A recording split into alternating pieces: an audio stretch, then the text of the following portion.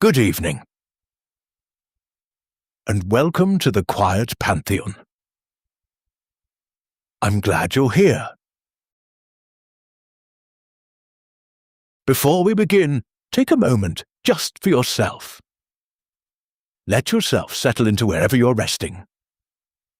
Feel the weight of your body sinking down, growing heavier and softer. There is nothing you need to do now. Nowhere you need to be.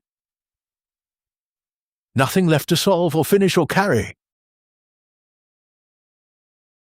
Let your shoulders drop just a little. Let your jaw soften. And let your breathing slow all on its own. In. And gently out. In. And slowly out. Tonight, I'm going to tell you a story. A true story from a very long time ago. The quiet life of a man named Thomas Aquinas. We will move through it slowly, very slowly. You do not need to follow every word. You do not need to remember any of it. My voice is simply here to walk beside you softly as you drift down toward sleep. If your thoughts wander, that is good. If your eyes have already closed, that is good too. So, let us begin. Gently. Our story begins almost 800 years ago. In a warmer, slower world. A world lit only by sun and moon and the small flames of candles and hearth fires. A world where the night was truly dark and truly quiet. Picture the south of Italy. Soft green hills folding into one another. Olive trees, silver and grey, their leaves turning gently in the breeze. Valleys full of warm light in the morning, and long blue shadows in the evening. And here and there upon the higher hills, the shapes of old stone castles, watching quietly over the land. In this country, in a region near the town of Aquino, between the great city of Rome and the seaport of Naples, there stood one such castle. It was called Roccasecca, a fortress of pale stone, built high on a rocky hill. Its walls were thick and warm-coloured, the shade of old bread or honey in shadow. Its windows were narrow. From its heights you could look out across the olive groves and the quiet valleys and watch the slow weather move across the hills. In the evenings the wind would move softly through those valleys. The light would turn golden, then rose, then grey. Bells might sound far off from some small church or monastery. And then the dark would come, and the stars, more stars than we ever see now, scattered thick across the black sky. And it was here, in this castle on its hill, around the year 1225, that a child was born. The child whose story we will follow tonight. He was born into a noble family. A powerful family, old and proud. His father was a man named Landulf, the Count of Aquino. A lord of land and soldiers, a man of ambition who measured his life in holdings and alliances and the rising fortunes of his house. His mother was named Theodora, a woman of strong will and noble blood and a quiet iron of her own. It was a large family. There were many children, many sons and daughters. And in those days, in a family such as this, each child was a kind of investment, a piece in a larger game. The sons especially. Each son was expected to carry the family's name higher into the world. One might become a soldier and win glory and land in war. Another might marry well and bind the family to other powerful houses. And another might enter the church, which, in that age, was not only a holy calling, but also a path to enormous power and wealth and influence. Thomas was the youngest of the sons, the last. And so, almost from the moment he was born, it was decided what his life would be. He himself would have no say in it. Not for many years. The plan was already made. Not far from the castle of Roccasecca, upon another, higher mountain, there stood one of the most famous places in all of Europe. A great monastery, an abbey called Monte Cassino. It had stood for many centuries already. It was ancient even then. A vast complex of stone, crowning the very top of the mountain, with long halls and quiet cloisters, and a great church, and gardens and libraries full of old and precious books. And the family had a plan for young Thomas, and that plan was Monte Cassino. They would give him to the abbey as a small child. He would be raised within its walls, educated by its monks. And one day, this was their hope, their ambition, he would rise to become its abbot, the lord of that great and wealthy monastery. A position of deep influence and high honor, a bright jewel set in the family's crown. And so, when Thomas was only about 5 years old, still a very small boy, he was taken from his home and brought up the long mountain road to Monte Cassino. Imagine that small child walking up that winding path. The great walls rising before him, the huge wooden doors. The cool, dim air inside, after the bright warmth of the day. Rise to feel the quiet of that place.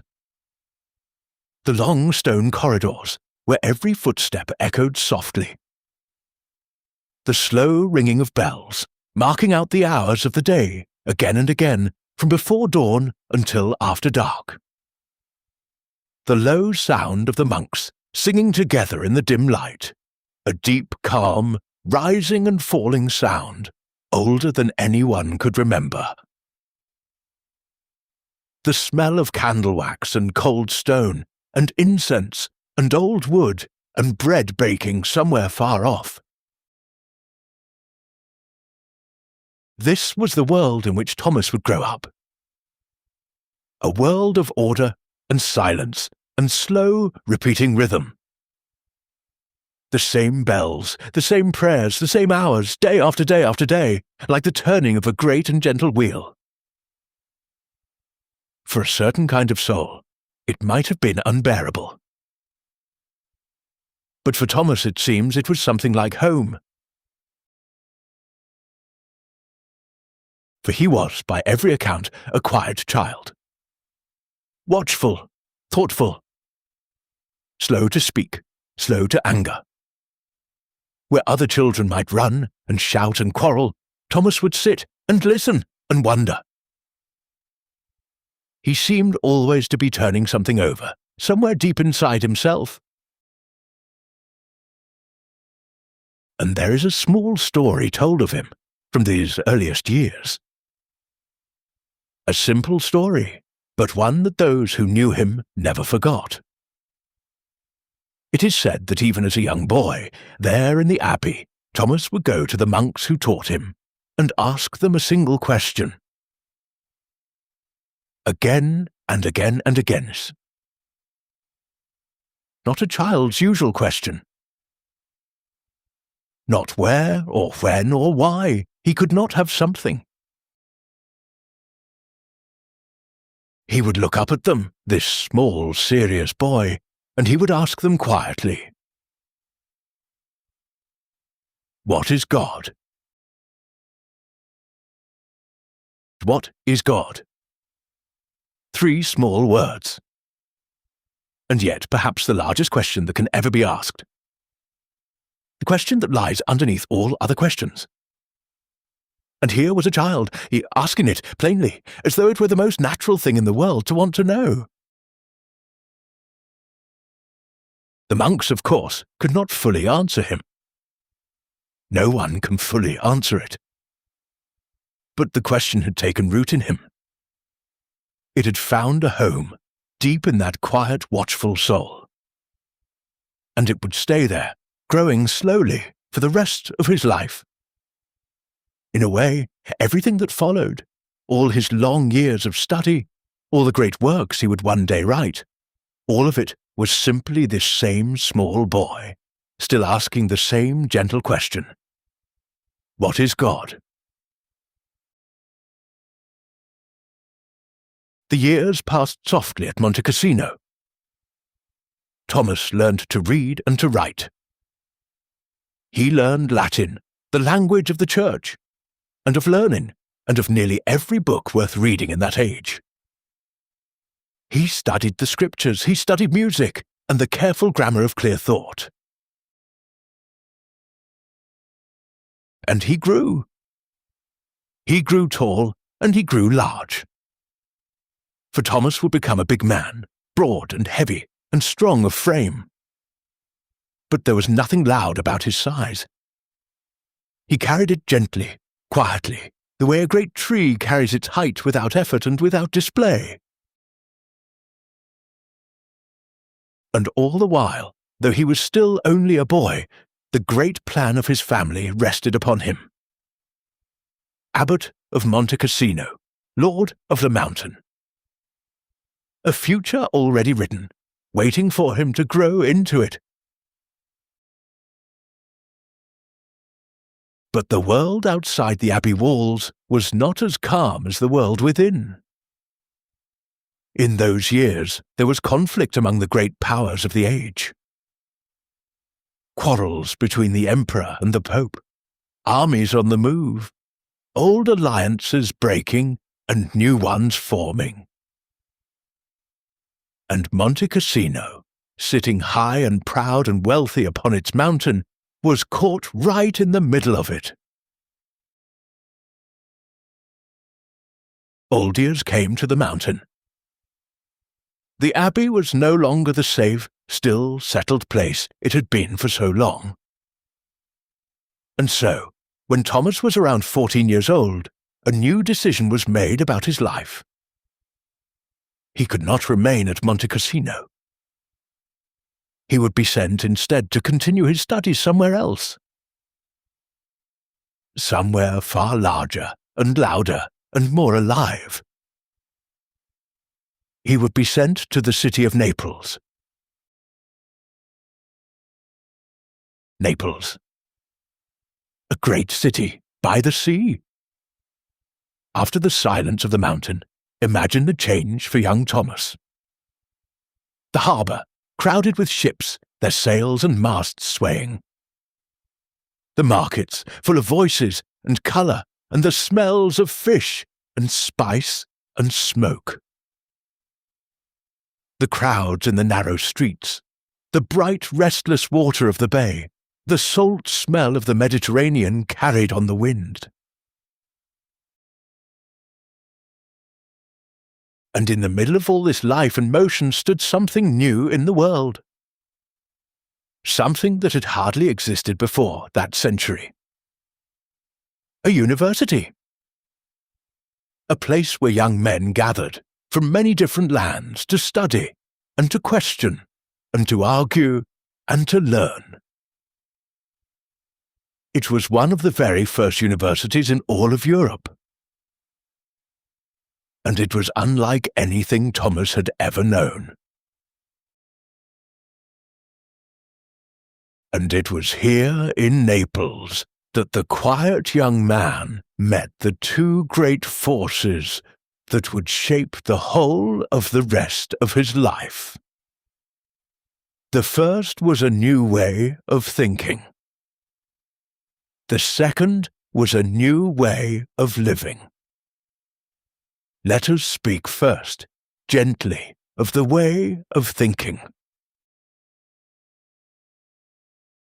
At the university, Thomas came upon the writings of an ancient philosopher, a man who had lived more than 1,500 years before him, far away in ancient Greece. His name was Aristotle. For long ages, much of Aristotle's work had been lost to the Western world. His books had been kept and studied and carefully preserved instead by scholars in distant lands across the sea. And only slowly, in Thomas's century, were they returning, translated, copied, and carried at last back into the universities of Europe. Like a tide, long gone out, finally flowing back in. And these ideas were thrilling. To some, they were even dangerous. For Aristotle had tried to understand everything. The movement of the stars across the sky, the nature of living things, the plants, the animals, the body. The way the human mind reasons step by careful step. The foundations of right and wrong. He believed that the world could be understood, that it had an order, and that patient, careful, honest thought could uncover that order piece by piece. For a mind like Thomas's, a mind that had been quietly asking what is God since it was 5 years old, these ideas were like cool water to someone who had been a long time thirsty. Here was a whole way of thinking that was vast and deep and rigorous and ordered. And Thomas drank it in. But it raised a great question. A difficult question. The question, in fact, that would become the work of his entire life. If the world could be understood through reason, through human thought alone, then what of faith? What of God, and the Scriptures, and all the things that are believed but not seen and not proven? Were reason and faith enemies? Did a person have to choose, the mind or the soul? Or could they somehow be brought together, woven patiently into a single peaceful whole? Most people of his time would not even dare to try. Thomas would spend his life trying. And now, the second great force. The new way of living. In the streets of Naples, Thomas came to know a group of men who were, in that age, still new and unusual, and to many people, troubling. They were called the Dominicans, an order of friars, founded only a short time before Thomas was born. But they were not like the monks of Monte Cassino. They did not live behind high walls with vast lands and wealth and quiet security. No. The Dominicans owned almost nothing at all. They had taken vows of poverty, real poverty. They walked from town to town, often barefoot, begging for their daily bread. They had empty hands and empty pockets by choice. And they gave themselves completely to two things. To preaching, carrying the truth out into the world, to ordinary people in the streets and the squares and the markets. And to study, seeking to understand that truth as deeply and as honestly as a human mind possibly could. There was something pure in it, something stripped all the way down to the bone. No comfort, no riches, no safety. Only the search for truth and the sharing of it with nothing held back. And this spoke to something very deep in Thomas. For here was a young man born into wealth and rank and power. A young man whose family had mapped out for him a glittering future, abbot of a rich abbey, a prince of the church, a lord among lords. And what he saw in these poor, barefoot begging friars was something his family had never thought to offer him. A life given over entirely to the one question he had carried since he was a small boy. What is God? Not power, not wealth, not the family name carried ever higher. Just the truth, sought and served with open and empty hands. And so Thomas made a decision. Quietly, in his own slow, certain, unhurried way. He decided to join them, to become a Dominican. To give away the entire future his family had built for him. To set aside the rank and the riches and the high office that had been waiting for him since birth. To take the vow of poverty. To wear the simple, rough habit. To become one of those barefoot men who begged for their bread and owned nothing and lived only for the truth. He was perhaps 19 years old. It is hard now to feel how shocking this was. To us, across so many centuries, it may sound noble and simple and good. But to his family, it was none of those things. To them, it was a disaster, a catastrophe.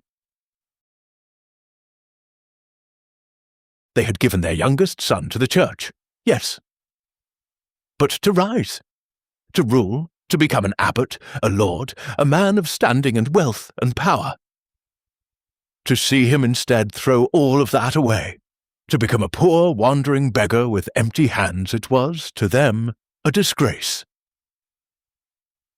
A waste of everything they had planned. A wound to the pride of the whole family. And they would not allow it. They could not allow it. And so, as our first chapter draws gently toward its close, picture the two worlds that now pulled at this quiet young man. On the one side, the warm stone castle of Roccasecca, on its hill among the olive groves. The proud ambitions of his powerful family, the bright, comfortable, certain future they demanded that he live. And on the other side, the open road. The empty hands, the rough habit, and the bare feet, and the begging bowl. And the single, endless, quiet question that had lived in him since he was a small boy in the mountains. What is God? Thomas had made his choice. He had chosen the road, and the empty hands, and the question. But his family had made their choice as well. And they were not yet finished with him. To give away the entire future his family had built for him. To set aside the rank and the riches and the high office that had been waiting for him since birth. To take the vow of poverty. To wear the simple rough habit. To become one of those barefoot men who begged for their bread and owned nothing and lived only for the truth. He was perhaps 19 years old. It is hard now to feel how shocking this was. To us, across so many centuries, it may sound noble and simple and good. But to his family, it was none of those things. To them, it was a disaster. A catastrophe. They had given their youngest son to the church, yes. but to rise, to rule, to become an abbot, a lord, a man of standing and wealth and power. To see him instead throw all of that away, to become a poor, wandering beggar with empty hands, it was to them a disgrace, a waste of everything they had planned, a wound to the pride of the whole family. And they would not allow it. They could not allow it. And so, as our first chapter draws gently toward its close, picture the two worlds that now pulled at this quiet young man. On the one side, the warm stone castle of Roccasecca, on its hill among the olive groves. The proud ambitions of his powerful family. The bright, comfortable, certain future they demanded that he live. And on the other side, the open road. The empty hands, the rough habit, and the bare feet, and the begging bowl. And the single, endless, quiet question that had lived in him since he was a small boy in the mountains. What is God? Thomas had made his choice. He had chosen the road and the empty hands and the question. But his family had made their choice as well. And they were not yet finished with him.